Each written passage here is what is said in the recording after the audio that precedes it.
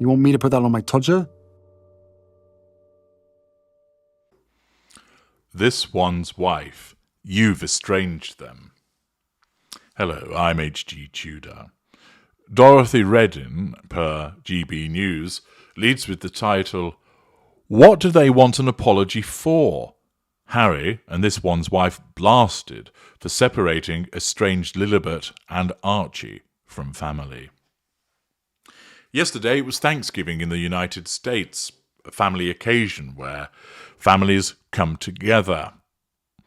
What was released by the Sussexes in relation to Thanksgiving and their family? It would appear that they were too busy gadding around Vancouver and its environs to actually bother with their family. As I pointed out before, ordinarily you would expect that a narcissist would be hugely proud of their children and would be utilising them on a regular basis for the purposes of triangulation and management of the facade. We know that from time to time this one's wife does make mention of her children via triangulation to manage that facade by talking about how she loves being a mother, although she seems to spend an inordinate amount of time not being a mother. Once again, the hypocrisy of the narcissist.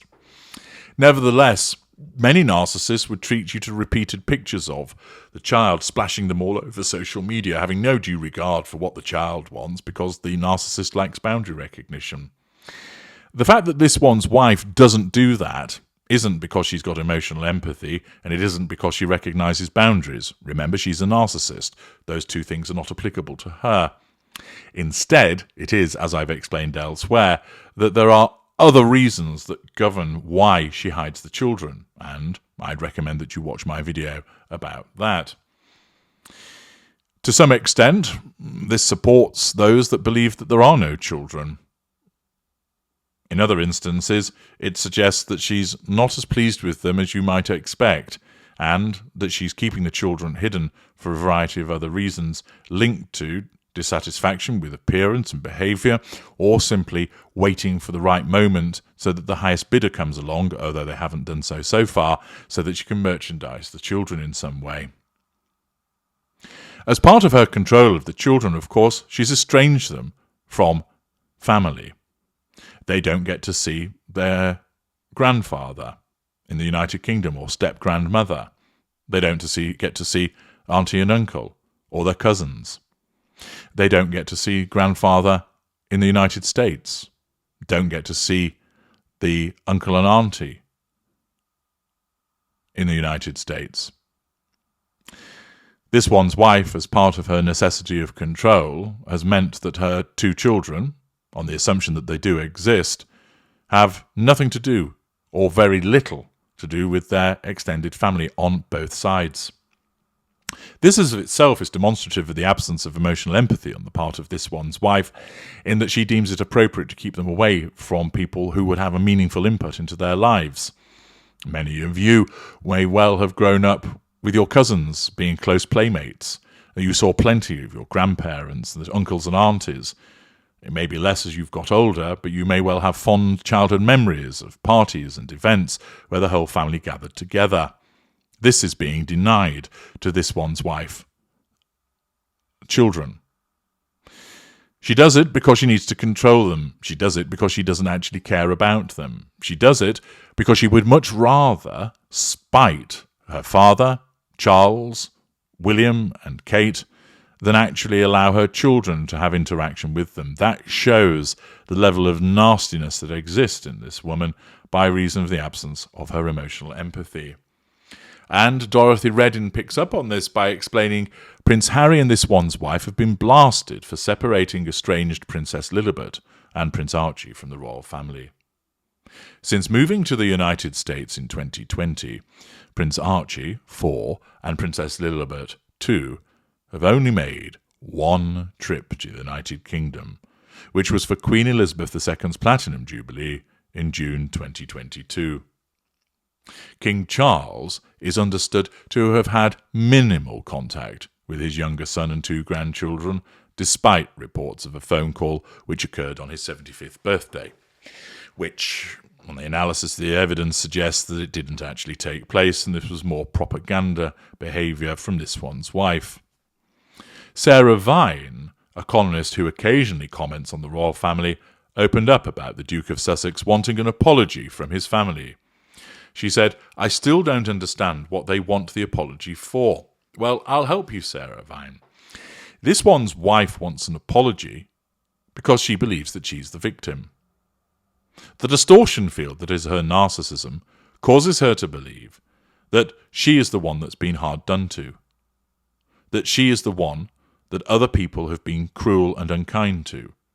Harry also buys into this because he's been fed such a diet of victimhood by her over the last few years. He also recognises that it is better for him to support his wife than go against her.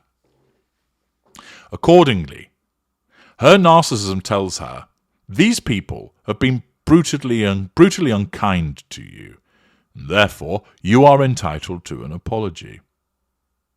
You are entitled to them telling you that they are sorry. And on that basis, you are allowed to say, I don't want anything to do with you until such time as you apologise. And if that means you don't get to see your grandchildren, your nephew and niece, then so be it. I would rather them suffer by having no meaningful relationship with any of you than allow them to spend time with you and back down. I want my apology.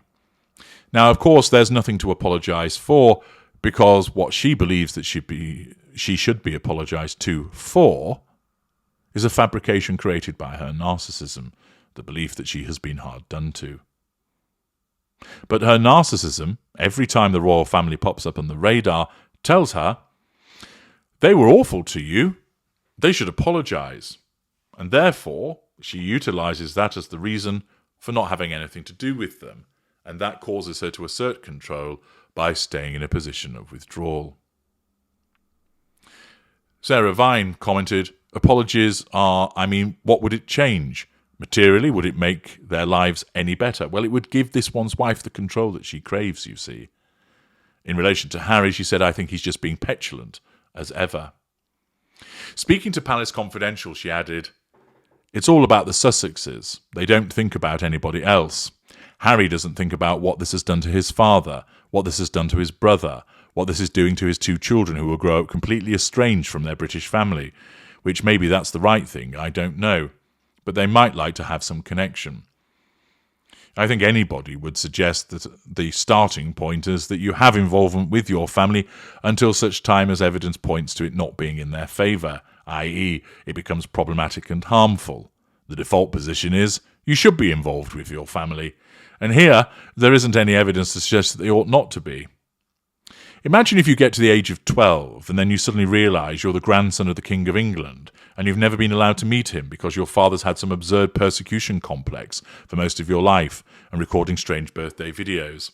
Well, part of it might be the persecution complex of Harry, but it's also driven by the narcissism of this one's wife and her need for control.